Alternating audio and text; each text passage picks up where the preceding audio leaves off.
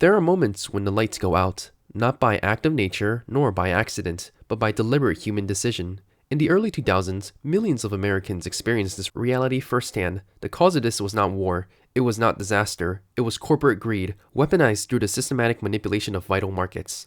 This is the story of Enron, a case study in how unchecked power can devastate entire economies and how vulnerable the public remains even today.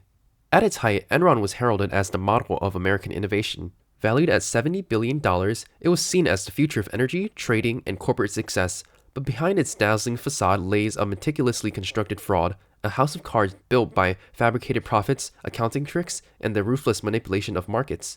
And when it collapsed, it took with it jobs, pensions, savings, and public trust. Enron's core strategy was simple: engineer artificial scarcity to drive up energy prices, then reap massive profits from the chaos they created. In California, where energy markets were deregulated, Enron traders employed cynical schemes to fabricate shortages. Under operations codenamed Death Star, Fatboy, and Ricochet, they stimulated the appearance of energy demand and congestion without moving any real power. Death Star involved routing electricity through California's grid unnecessarily, collecting fees for relieving non-existent congestion. Fatboy consisted of overscheduling the grid with phantom energy demands, allowing Enron to sell reserve power at premium prices. Ricochet meant buying electricity cheaply within California, exporting it out of state, and selling it back at exorbitant markups during shortages. These actions triggered unprecedented energy price spikes, increases of over 400%, and rolling blackouts that crippled the state's economy. Internal recordings from Enron traders reveal the true nature of their intent. As Californians suffered through blackouts and soaring energy bills, Enron employees were caught laughing, boasting about stealing from Grandma Millie. It was also incredibly difficult to detect Enron's schemes, and it was made possible by these three critical factors.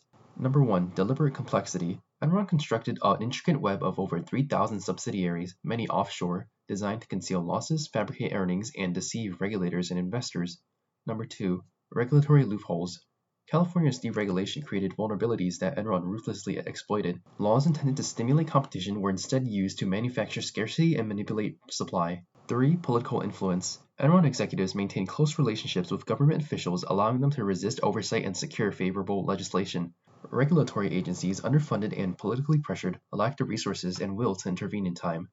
By the time the auditors and lawmakers pieced together the scope of Enron's deception, billions had been erased, lives had been upended, and the faith in American markets had been profoundly shaken. The human cost of Enron's collapse was immense. Over 20,000 employees lost their jobs, many having invested their life savings in Enron stock, which plummeted from 90 to less than $1. Thousands more lost pensions, savings, and financial security. The broader public paid higher energy prices, suffered blackouts, and bore the cost of corporate irresponsibility.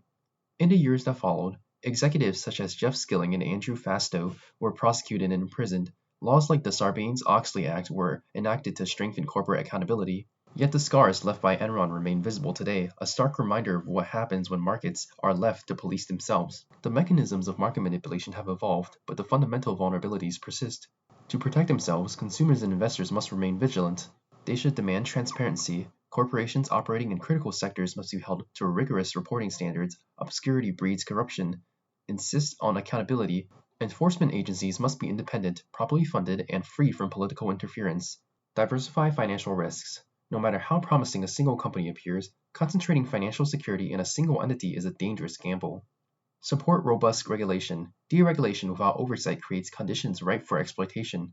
Consumer advocacy must counterbalance corporate lobbying efforts. And lastly, stay informed and engaged. Understanding how markets operate is no longer optional. In a world where financial systems increasingly affect daily life, literacy is a form of protection. Enron thrived because too few understood, and too many trusted blindly.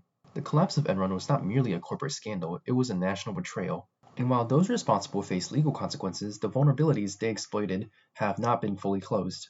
The next Enron will not look the same. It may be hidden behind algorithms, environmental promises, or financial innovations. But its nature, deception, greed, and exploitation will be unchanged.